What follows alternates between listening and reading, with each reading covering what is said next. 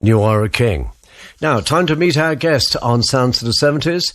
And growing up in the Northeast in the 1950s, little Brian Johnson was a choir boy and a Cub Scout. Hearing Little Richard changed his life, and from that moment on, he wanted to be a rock and roll singer. We all know Brian as the frontman for rock legends AC/DC. However, that wasn't how he spent his time in the 70s. During that decade, Brian worked tirelessly to make it in the music business and had moderate success, but never quite made his mark. He'd all but thrown in the towel and gone back to his day job when he was given the chance to audition for AC/DC in 1980 after the tragic death of vocalist Bon Scott. After that, things were never the same again. But who was Brian before global rock stardom came calling? Brian gives us many glimpses of his early life in his new book, The Lives of Brian. And I spoke to him at his home in Florida recently and began by asking him about the little boy in the photo on the back of the book, who's saying, "It wasn't me, I didn't do it, and I'll never do it again." Well, it was, when you got caught at school, if you'd done something bad and the teacher got you. It was school in the 50s and in the 60s. It was a different world, when I started remembering things from up the northeast of England, The thing that comes over is you had setbacks, but you overcame them. You were not afraid of hard work. And in fact, you realized to become a singer in a band, you had to have a PA. And they were expensive. So in order to get a PA, you started jumping out of airplanes. That's right. Well, I had this little 10-watt thing, Johnny, horrible little crystal mic, and this quite good band in Newcastle came up and said, "Hey, we'll like your pipes, would you like to come along on Wednesday? We'll have a rehearsal." And of course I turned up with this little thing and, the laughter, they were getting, "You can't use that thing." So I just went, this is never going to work. And then at work, where I worked at the factory, my friend came up and said, "Do you know if you join the TA, the Territorial Army, you can get £200 a year bounty," which was the exact same price as a 100-watt PA system. He didn't tell us it was a parachute regiment. It wasn't until we got there. I saw all these big lads. And the thing was with me, I always wanted to be a singer and all that. And the first thing I realized, very early on, I wanted to be in a rock band and all that. But I didn't look like a rock and roll singer. So I knew everything I did, I'd really have to try harder than anybody else. And jumping out of an aeroplane was the least of me worries. It was a little bit scary, the first jump. I remember sitting, in this little piece of netting, getting to the door and doing it, but it worked. I got my PA system and I went with a better band. We had a lot of fun, and I learned my trade. Now, getting your break, you're singing in a band, and the band is called USA. You record a demo or something, then Victor says, "Oh, I'm going to take it down to London and play it to some people." It happened really fast, didn't it? It was ridiculous because it was everybody's dream, Johnny. What are you going to do? I'm going to start a band, go down to London, get a record contract and be famous. I mean, it doesn't happen. But there was something about Vic Malcolm. There was Vic Malcolm, there was Tom Hill and Brian Gibson, and they were a cut above the usual musicians up there. And Vic wrote his own songs. I mean, come on, Johnny, that doesn't come along very often, when you meet somebody. So you sing a song, and you're the very first person to sing it. That made me feel like $1 million. This was great. And those two got in the van, in the transit. I'll never forget, we made a little reel-to-reel. And and they drove to London in a van. And they parked in Wardour Street, when you could. And they just walked up a set of stairs. There was all these doors with stairs behind them with record companies, management companies. And the lads just walked up there and said, "Hey, mate, would you?" And they played it. And they got signed up. I mean, it's stupid. I mean, you can't make that up. I was still at work. Then came the news, though, that they were going to change the name of the band. Ooh, disaster. Oh, no. No, we're thinking of something, something more to do with your roots, And they said, "We want to call you Geordie." And I went, "Oh, God, that's corny. After a while, we were quite proud of it and all that, but, you know, because it was a good little rock band that was manipulated a little bit to be a pop band. You know, they wanted, because Vic wrote some great little rock songs, you know. And then the next thing you know, you're on top of the pops. I mean, as you say in the book, in those days, people would go home and they'd have their supper and then they'd get around the telly on a Thursday night, 7:30. 15 million people watching this TV show. And now here's these guys from Newcastle are actually on the show. Yeah. You want nothing. And the next morning you had a cup of tea and you were famous. It was ridiculous. Well, here's one of the songs you sang on Top of the Pops. This is All Because of You. It's of you and lead singer of the band and later AC/DC, Brian Johnson, is on the line to us from Florida. Now, if you look at the back cover of your book, there's you. And that looks like a very nice set of wheels behind you. It's in London, that is, I believe. And what car is that? That was a 458 Ferrari, one of my favourites. That was a cracking, lovely little motor car. I like me cars, Johnny, you know. That's one of the few vices I've got, is motor cars, you know. How many have you got? Oh, I'm not sure. A few, you know, knocking about here and there. But to tell you the truth, just about every pal I've got in the music business collects cars. I mean, I'm just a beginner compared to some of them. You know, they've got 30, 40, 50 motor cars. I've got about 15, 16. I kind of drive them all at once, you know. So, can you think of a favourite 70s driving song? Do you love to hear in the car? You know, I can't help it and all. And I've got Law Rider, you know, by War. I mean, every time I hear that, yeah, you can't help but just, you know, cruise along. It's one of the greatest driving songs I think I've ever heard. Low Rider by the group War, and it's a favourite 70s song from my guest Brian Johnson, talking to me from his home in Florida. Now, as I mentioned earlier on, there were two sides to your 70s band Geordie. There was the pop side and then the more hard rocking side, which I guess you'd enjoy more. Yeah, I do. And once again, I said Vic Malcolm wrote some great songs, and I'm so happy for him now because Hollywood have found some of the songs and they're using them. They used one of the songs in Hangman with Al Pacino, another big TV series, I forgot the name of it, but they used a song called Oh Lord that he'd written. And they used the full song and you know, Just Like a Woman, you know, it was a great little rock song, you know, and it deserves much more recognition. He was wrote some great riffs, is what Vic did, you know. That's what made him different, you know. Well, let's play one of the Geordie real rockers. This is Keep On Rocking. Yeah, that's it. Geordie and Keep On Rocking. And my 70s guest this week is Brian Johnson, lead singer with that band, but also we know him, of course, as frontman for AC/DC. Once Geordie fell apart, I suppose, Brian, the most difficult thing was to go back home. You became a windscreen fitter, didn't you? Well, it was a case of, you know, I felt so embarrassed because everybody thought, you know, you've been on top of the pops, you must be a millionaire. That's just the way people thought. And of course, I was broke. And I was a skilled man, you know, I'd been a draftsman and all of this kind of thing, but I didn't want to walk out where people could talk to us and say, what are you doing here? It was that kind of thing. I was that proud. So I was just reading the back of the newspaper and it said windscreen fit I wanted. And I said, well, how tough can that be? And so, of course, I went there and I got the job. But something happened that changed everything. I remember getting a call saying, hey, listen, there's a Ford Cortina with a smashed screen just north of Scotch Corner on the A1. It's an emergency. Can you get there as fast as you can? It's really, they've got to get to London.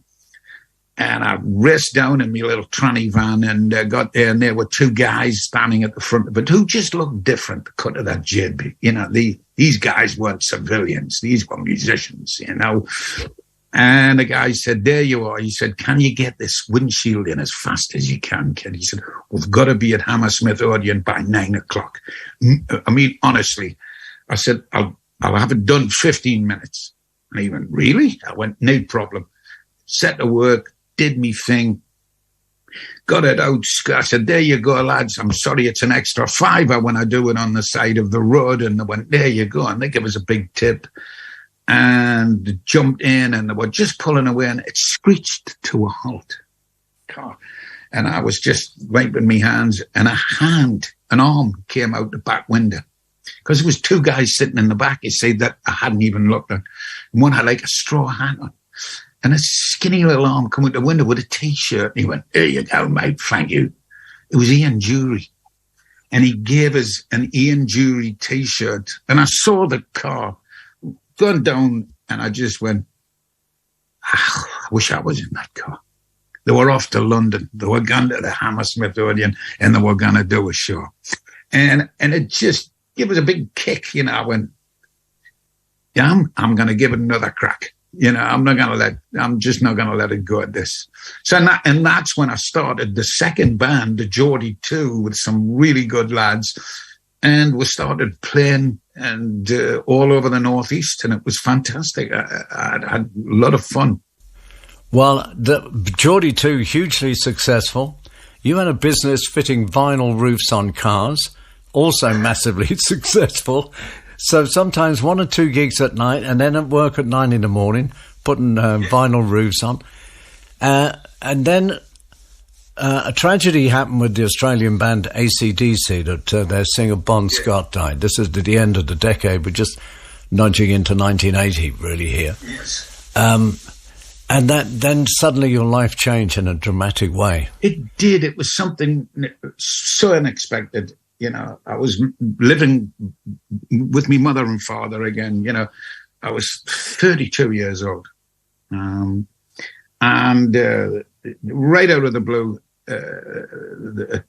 got a telephone call. You know, I thought it might be another job, and it was a lady in London, and she had a, hello, it's Brian Johnson. And I went, who? And she was looking for me, and she said, you're a sinker. I said, yes, I am, kind of, you know. She said, you must come to London. And I said, why? She went, because you must sink with this band, you know. And I'm going, well, who are you? So, and I said, well, I'm coming down on Monday. And she said, brilliant, you know. And we went, and it's in the book, you know. I didn't want to write a book about AC/DC. That's not my book. That's a book for the lads who started the band. That got nothing to do with me. But up to that date, I think is the most important thing for me. And, you know, and I drove down there to the studio, and it was about, I don't know, it was about 6 o'clock. And I started playing pool with the roadies because I didn't know who to see. Nobody given us any specific instructions, just to turn up. And then the tour manager came down the stairs, and he just said, has anybody seen that Geordie kid, that Brian? I said, oh, that's me. He said, we've been waiting for you upstairs. I went, oh, all right then. So I went upstairs, through the door, and there were the boys all sitting in their chairs in front of the amps. And Malcolm, I'll never forget Malcolm, walked over with a bottle of brown ale, and he went, you lads drink this? And we just turned. He said, well, what do you want to do? And I just said, I've got no idea. We sat down, and we did Nutbush City Limits, Tina Turner's Nutbush City Limits in the cave. And I could tell as soon as these guys started, this was cut above anything I'd ever heard before. This was real stuff. And then we did a whole lot of Rosie. So it was as strange as that. But it was also friendly and natural and lovely. For me, I just felt like I just said, see you in the morning, boys. It was one of them feels. And, of course, I did get home. And, of course, the phone rang straight away the next day and said, you know, you got to come back and give it want to hear what you can do. So, and it was probably the most natural thing I've ever done in my life for the boys. Well, we can hear a lot more of the story on the Radio 2 Rock Show. But for now, Brian, I thank you very much. Congratulations on the book. It's a brilliant read. Well, thank you, Johnny. That's great, me son. I'm pleased you enjoyed it. It's good to see you, me son. Thank you. It's good to see anybody of my age. Do you like the cap? I at the top of the morning here, I know. Any excuse to play that. Whole Lotta Rosie by AC/DC with Bon Scott on vocals that time. But Brian Johnson sang it during his audition for the band, and he's been singing it ever since. And thanks to Brian for being my guest today. You can hear part 2 of that interview on the Radio 2 Rock Show on Friday the 23rd of December. And Brian's book, The Lives of Brian, is out now, published by Penguin. Now, I betted an original this week suggested by Ian McPherson, and he said, I can't remember when I first heard it. It seems to have been with me forever. Must have been in the 70s when I was into rock, Zepp, Purple, Sabbath, etc. I was a bit sniffy about rock and roll and had never heard the original. I now know better. It's not often that anybody beats Chuck Berry, but this does. It's a belter. What is he talking about? We'll find out in a sec. 1990s Razor's Edge album. That's AC/DC's contribution to the Christmas playlist called Mistress for Christmas. And on vocals, the one and only Brian Johnson. Brian has released a book of his memoirs called The Lives of Brian, and I spoke to him recently at length from his home in Florida. The first part of the interview was on Sounds of the 70s a couple of weeks ago. You can still hear that on BBC Sounds. We paused our conversation on that show after Brian recalled his audition for AC/DC in 1980 after the tragic death of lead singer Bon Scott. So let's pick up where we left off. I asked Brian how it felt singing with such an incredible band for the very first time. It was a joy to listen to them. I remember that first time, Johnny, honestly, when they just struck up and were doing Nutbush City Limits. And everybody, we played that up in Newcastle and Geordie too, but there was something that was so electric about it, and it looked like they weren't even trying. It was just there, I was blown away by all of that stuff, and I knew it was there in spades, because you wouldn't go in another rehearsal and it'd be maybe down or lazy. It was always on. And then you are the new singer with AC/DC, a perfect fit. And suddenly you're in a different world of sort of rock and roll. And people like Ozzy Osbourne come walking through the door to shake your hand. Couldn't believe it. It was ridiculous. I'm sitting in this little rehearsal room and, bewildered by it all. There was, if you can imagine, we're getting prepared to go away to do an album. This road crew, men I've never seen before, who looked like they knew what they were doing. There was equipment the size I'd never seen before. This was all proper stuff being wheeled in, wheeled out, being record people coming in, managers, and just bewildering. And then in comes Ozzy Osbourne. He's going, "Oh, hello, mate. It's lovely to meet you." His lovely accent, and sat down and we went for a pint around the corner, and I'm sitting with these people just looking around. 2 weeks ago, I would have just dreamt of sitting in this august company, and there I was.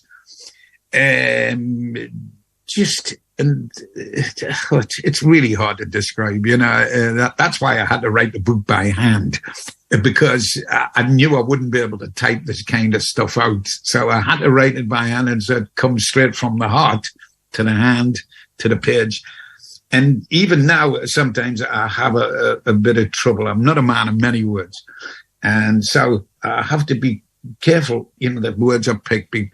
But it really changed my life. Being with these boys, it was a different level of intensity and enjoyment. I mean, I've forgotten to mention how much fun it was, to be around these lads, Well, the thing is, you're on a plane, you head off with the band to Compass Point Studios in the Bahamas, and not only you a new singer with this band, but now you've got to write lyrics.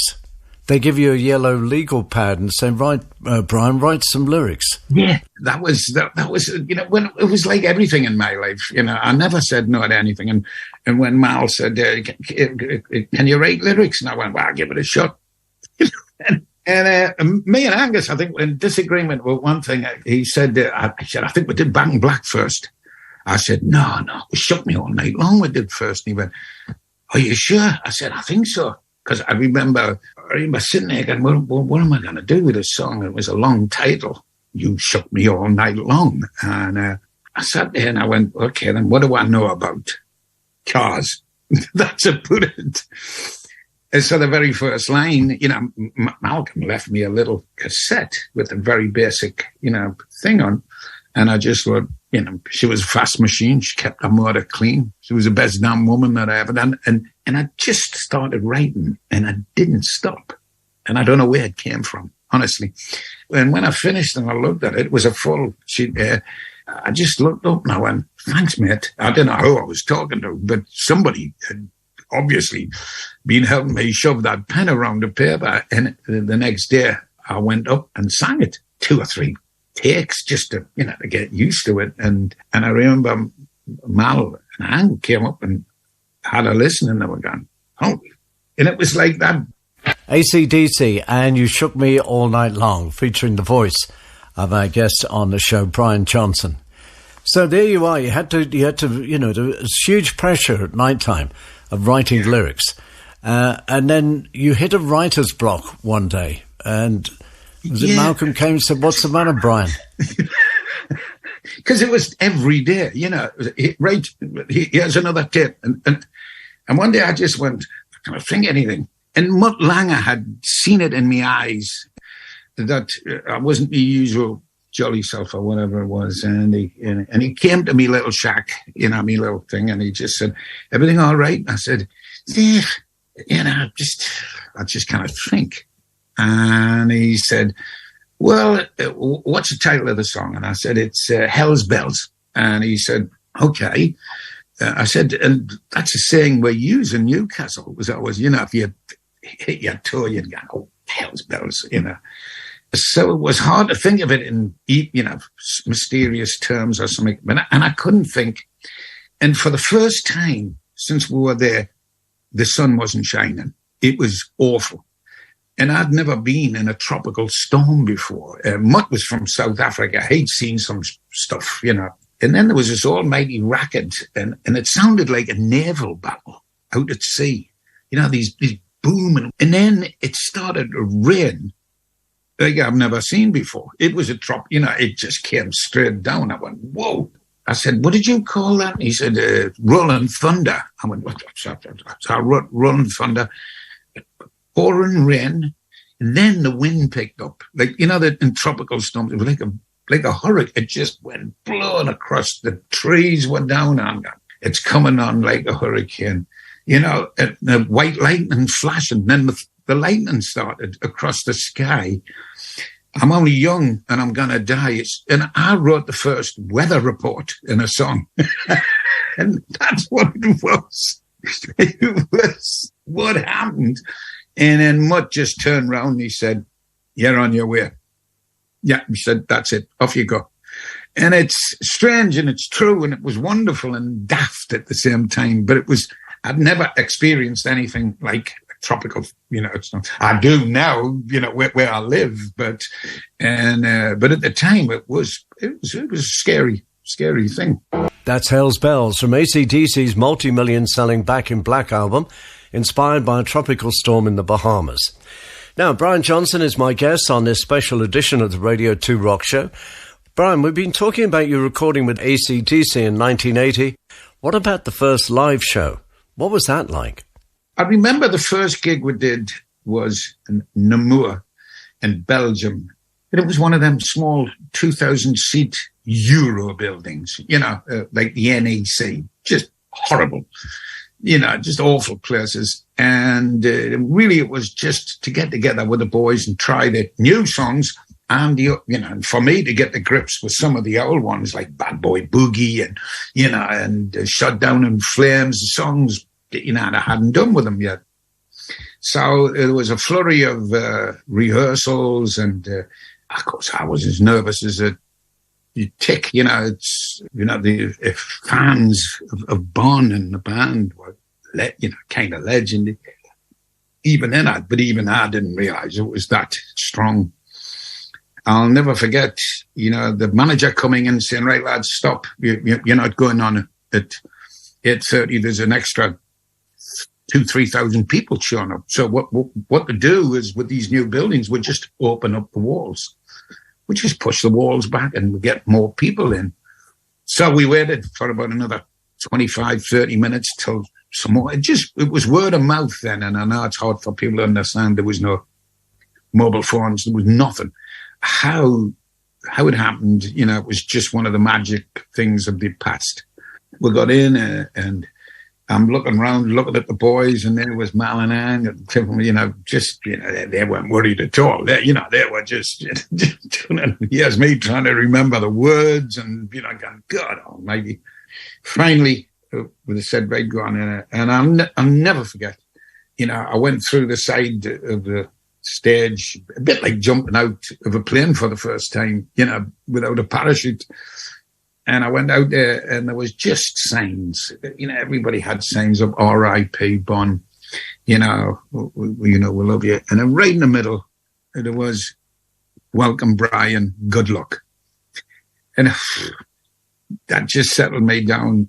And the boys started up with an energy that I don't think they've ever repeated. It was, listen, we're back. We're right back here. It was quite touching, and scary at the same time. And the horrible thing was, I think the first song was Bad Boy Boogie or something like that.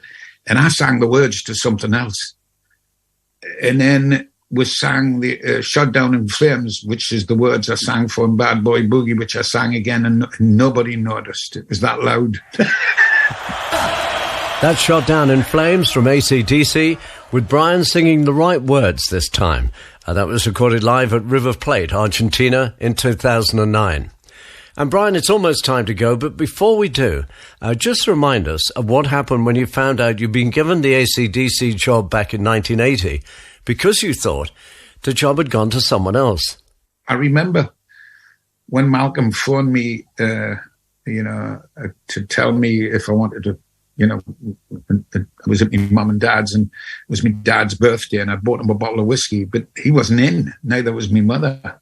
And the phone rang, and I just read that morning that AC/DC had hired a new singer called Alan, somebody from Australia, young Australian kid. And I wasn't, I just looked and I went, because I'd been down a couple of times. I said, of course that's going to happen. He's an Aussie, younger kid, and, he's known the boys for a while.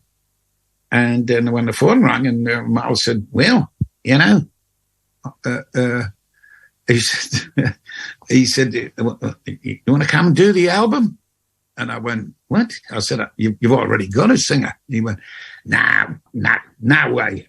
And that's when I said, hey, hang on a minute. Listen, mate, I said, do you mind if I put the phone down? Could you ring us back in 10 minutes? Just so, screwing with us? And he went, yeah, sure. He said, I can't be long. He said, the Grand National's on. I put a bet on. And 10 minutes later, phone rang and it was Malcolm. He said, yeah, mate, so what? Are you coming? I went, yeah. He said, good. I'll get we'll see you on Monday or Tuesday. I couldn't remember. I was so excited. I had nobody to tell. There was nobody to shout to. I just stood there with my dad's birthday present, which was a bottle of famous grouse whiskey. And I opened it. And I had a few shots myself. I'm going, who am I going to tell? It was Saturday. It was quiet. But 1, 2 in the afternoon. And that was it. I mean, that was the moment, and there was nobody there except me and a bottle of whiskey. And when my dad did come in, I said, oh, Dad, happy birthday. He said, did you eat the cake as well? So it was, just one of them days that will stay with you for the rest of your life. It was a special, special day. Certainly was. Well, some people, they do books and they do interviews on tape, and then a ghostwriter goes off and writes a book. You can tell from yours that, as you said, you wrote it longhand. This is you speaking. And you've had a brilliant life, Brian Johnson. Thank you very much. Thank you so much indeed. And you stay fit, my son. Yeah, I'll do my best. Yeah, same here. CDC's Have a Drink on Me from 1980's Back in Black, and that's one of the biggest selling albums of all time, and according to Billboard, still one of the top 100 best-selling albums in America for 2022. And don't forget, the first part of my interview with Brian Johnson aired on Sounds of the 70s on the 11th of December, and you can hear that on BBC Sounds. And Brian's new book, The Lives of Brian, is out now.